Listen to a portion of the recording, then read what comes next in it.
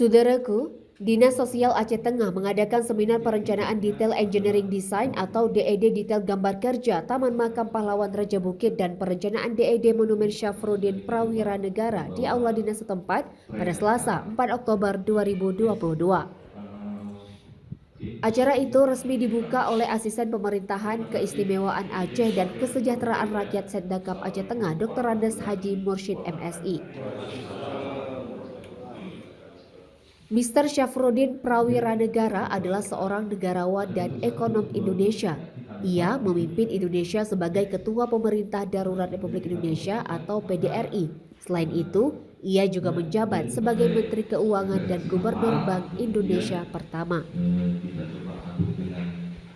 Mewakili Bupati Sabela, Mursyid menyampaikan dukungan atas rencana DED Taman Makam Pahlawan Raja Bukit dan Monumen Syafruddin Prawira Negara.